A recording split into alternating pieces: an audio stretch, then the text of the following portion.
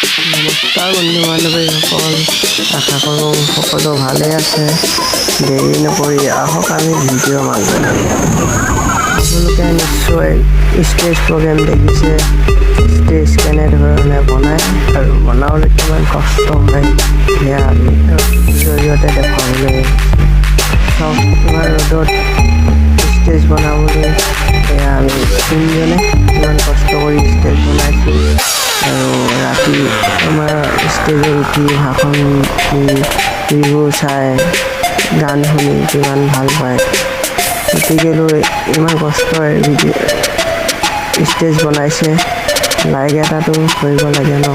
ভিডিঅ'টো চাই কেনেকুৱা লাগিলে কমেণ্ট আৰু শ্বেয়াৰ আৰু ছাবস্ক্ৰাইবাৰ কৰিব আৰু কমেণ্টত জনাব কেনেকুৱা লাগিলে।